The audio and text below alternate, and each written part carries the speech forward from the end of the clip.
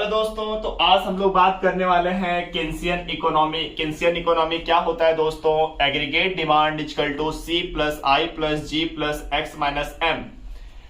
Aggregate demand क्या होता है? समग्र मांग। समग्र मांग किस पे निर्भर करता है, किस पे डिपेंड करता है? कंजम्पशन पे, गवर्नमेंट एक्सपेंडिचर पे, इन्वेस्टमेंट पे, एक्सपोर्ट पे और इंपोर्ट पे। समग्र मांग क्या होता है? समग्र मांग का मतलब है कि जब कोई मांग मीन्स की आप आईफोन का मांग तभी करोगे जब आपका इनकम अच्छा होगा। अदरवाइज आपके देश में इनकम अगर नहीं है तो आप आईफोन की डिमांड नहीं कर सकते दोस्तों।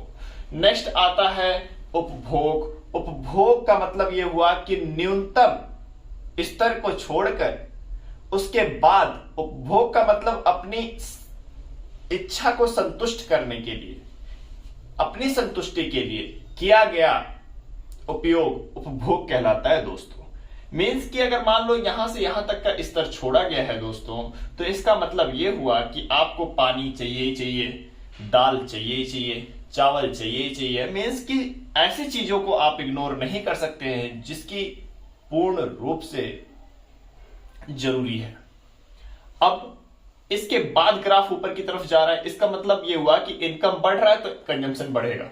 अब मान लीजिए आपका इनकम बढ़ा, तो इनकम बढ़ा दोस्तों तो कंजम्पशन भी बढ़ेगा। जैसे आपका इनकम पहले 10,000 हो रहा था दोस्तों, तो आप केवल अपना खर्चा घर का खाना पीना चला रहे थे। अब मान लीजिए आपका 60,000 हो रहा है इनकम दोस्तों, तो उसमें क्या करेंगे आप? कंजम्पशन, पहले तो आप बढ़िया सी फोन लोगे, फिर आप क्या करोगे? अपना लिविंग स्टैंडर्ड को हाई करोगे, मीन्स कि जीवन स्तर को ऊंचा करोगे। पहले आपके बच्चे मान लो या फिर फ्यूचर में कोई भी देख सकते हो कि आप ऑटो से जा रहे थे, तो आप क्या करोगे?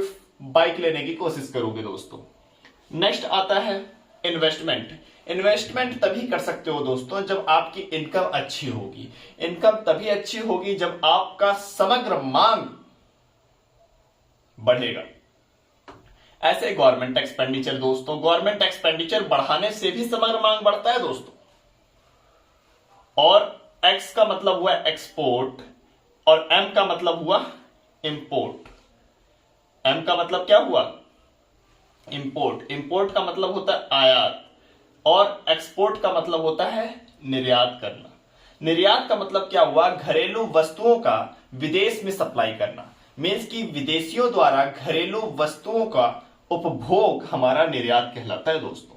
आयात विदेशी वस्तुओं का घरेलू उपयोग आयात कहलाता है। सॉरी।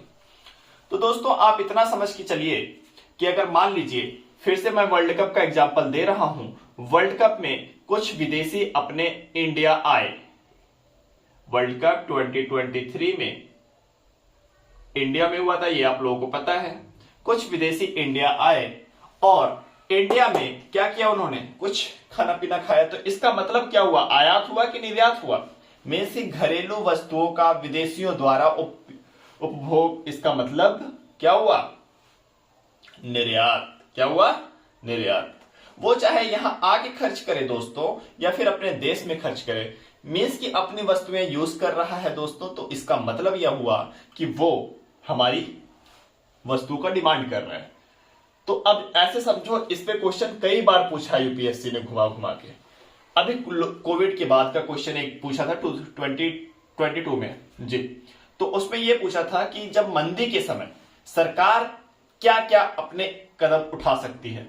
तो वहां पे दोस्तों एक तो निवेश कर सकती है, ये ऑप्शन में था। फिर सरकारी खर्चों को बढ़ा सकती है, जैसे तालाबों का निर्माण करना, सड़कों का निर्माण करना, ये भी ऑप्शन में था। अब मान लीजिए ये सारे फिक्स हो जाए दोस्तों, सी फिक्स कर दो, एक्स फिक्स कर दो, एम फिक्स कर दो, तो आई क्या होगा? आई बढ़ाओगे तो समग्र मांग बढ़ेगा।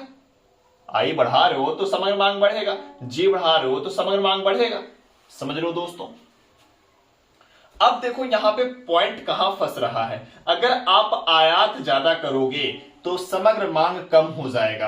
आयात, आप जैसे आईफोन ही आईफोन मंगा रहे हो दोस्तों, डॉलर ही डॉलर ले रहे हो दोस्तों, जैसे और BMW हो गया, मर्सिडीज हो गया, ऑडी हो गया, ये सब आयातित कर रहे हो। मींस कि विदेश में जो बन रहे हैं और अपने देश में जो नहीं बन रहा है वो अगर आयात कर रहे हो आप, तो समग्र मांग में कमी आ जाएगी। कैसे कि इंडिया का रुपीस बाहर जाना शुरू हो जाएगा। जब बाहर जाना शुरू होगा दोस्तों तो ये समग्र मांग में कमी आ जाएगी।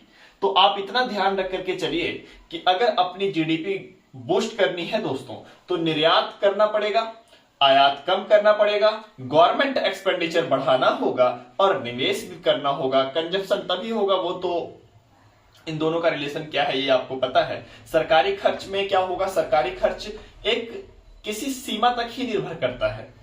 अब इन सबको अगर मान लीजिए आपका मंदी की स्थिति हो, तो मंदी की स्थिति में गवर्नमेंट कौन कौन से कदम उठा सकता है। गवर्नमेंट के हाथों में केवल ये है, गवर्नमेंट एक्सपेंडिचर। अब एक और टॉपिक आता है, बंद अर्थव्यवस्था, खुली अर्थव्यवस्था, क्लोज्ड इकोनॉमी। क्लोज्ड इकोनॉमी जिसे कहते हैं बंद अर्थव्यवस्था। बंद अर्थव्यवस्था क्या होता है दोस्तों? ऐसा अर्थव्यवस्था, ऐसे देश की ऐसा अर्थव्यवस्था जहां ना ही निर्यात हो ना ही आयात हो, उसे हम लोग कहते हैं बंद अर्थव्यवस्था दोस्तों। बंद अर्थव्यवस्था का मतलब आप लोगों को समझ में आ रहा होगा, ऐसा देश जहां ना तो आयात हो कोई वस्तुओं का ना ही निर्यात हो, उसे हम लोग कहते हैं बंद अर्थव्यवस्था। अब ओपन इकोनॉमी, ओपन का मतलब खुली अर्थव्यवस्था, open economy.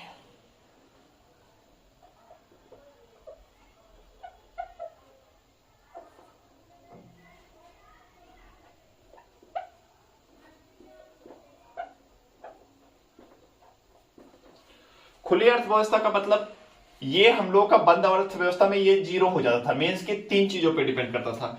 Aggregate demand equal to क्या हो जाएगा फिर बता दो, C plus I plus G। और खुली अर्थव्यवस्था में नेट ले लिया जाता है, C plus I plus G plus X minus M और इसका नेट। तो ऐसा अर्थव्यवस्था जहां आयात भी हो निर्यात भी हो उसे। और हम लोग बात करेंगे दोस्तों, एक तो होता है हम लोगों का कॉन्ट्रैक्शन और एक होता है दोस्तों रिसेशन, एक होता है डिप्रेशन, एक होता है दोस्तों, एक कॉन्ट्रैक्शन हो गया, स्लो डाउन जीडीपी हो गई, और कॉन्ट्रैक्शन हो गया, रिसेशन हो गया, डिप्रेशन हो गया और मेल्ट डाउन हो गया। कितने टाइप्स के हम लोगों के जीडीपी हो गए? पहला तो हम लोगों ने पढ़ा स्लो डाउन,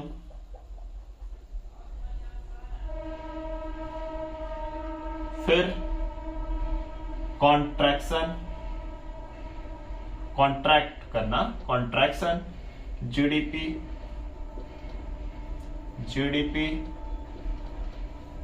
और क्या होता है दोस्तों रिसेशन।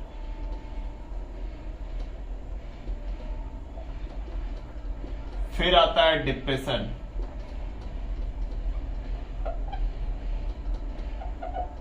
फिर होता है मेल्ट डाउन।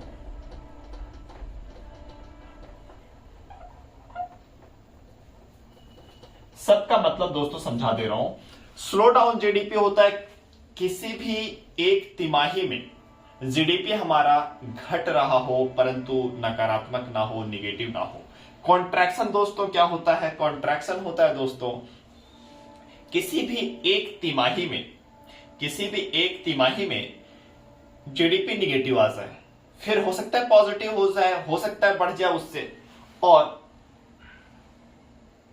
रिसेशन में दोस्तों क्या होता है, लगातार दो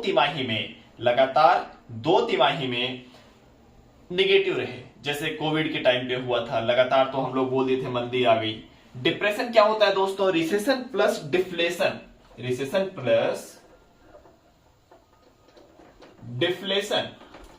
रिसेशन का मतलब हुआ दो तिमाही में जीडीपी नकारात्मक रहना, और डिफ्लेशन का मतलब अस्फीति होता है। इसका मतलब यह हुआ दोस्तों कि वस्तुओं की मांग कम हो गई है तथा वस्तुओं की मांग के कम हो जाने से वस्तुओं की कीमत बढ़ जा रही है। क्या हो जा रही है? वस्तुओं का कीमत कम हो जाना, सॉरी बढ़ मैंने बोल दिया था, वस्तुओं की कीमत कम हो जाना ही हमारा क्या होता है? डिफ्लेशन होता है दोस्तों। मेल्ट डाउन जीडीपी, इसकी स्थिति उसे कहा जाता है दोस्तों जहां पे शेयर बाजार में भारी उछाल आए। शेयर बाजार में क्या हो? भारी उछाल आ जाए, उसका मतलब होता है मेल्ट डाउन। अब इन सारे कंडीशन से निपटने के लिए, इन सारे कंडीशन से निपटने के लिए हमारी गवर्नमेंट कई सारी पॉलिसीज लाती है। उसे मॉनेटरी पॉलिसी कहते हैं और फिस्कल पॉलिसी कहते हैं। नेक्स्ट क्लास में हम लोग डिटेल में बात करने वाले हैं दोस्तों। तब तक के लिए धन्यवाद दोस्तों।